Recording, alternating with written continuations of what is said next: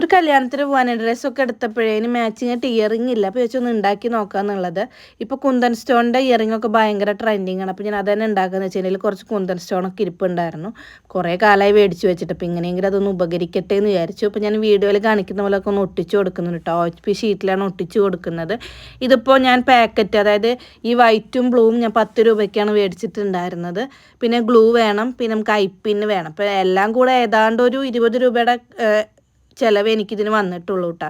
ഇപ്പോൾ പണ്ടൊക്കെ നമ്മൾ പച്ച ചുരിദാറിന് പച്ച കമ്മലും പച്ച മാല അങ്ങനെയൊക്കെയാണ് നമ്മൾ ഇട്ടുകൊണ്ടിരുന്നത്. പക്ഷേ ഇപ്പം എല്ലാം ഫാഷൻ മാറിയിട്ടുണ്ട്. അപ്പോൾ നമുക്ക് പച്ചയ്ക്ക് കോൺട്രാസ്റ്റ് ആയിട്ട് ബ്ലൂവോ പിങ്കോ റെഡോ അങ്ങനെയാണ് ഇപ്പോൾ എല്ലാവരും ഇടുന്നത്. അപ്പോൾ അതുകൊണ്ട് ഞാനൊരു ബ്ലൂ തീമിലാണ് ഇത് പിടിച്ചേക്കുന്നത്. അപ്പം ഞാൻ ഇതിൻ്റെ ബാക്കിൽ ഐപ്പിന്നും അതുപോലെ തന്നെ ക്യാൻവാസ് ഒട്ടിക്കുന്നുണ്ട്, ഇത്രയും കൂടെ സെക്യൂർഡ് ആവാൻ വേണ്ടിയിട്ട്. ശരിക്കും വാക്സ് ഷീറ്റാണ് ഇതിൻ്റെ പുറകിൽ ഒട്ടിക്കുന്നത്. അതിൻ്റെ കയ്യിൽ ഇല്ലാത്തതുകൊണ്ടാണ് ഇപ്പോൾ ഇത് വെച്ച് അഡ്ജസ്റ്റ് ചെയ്യുന്നത്.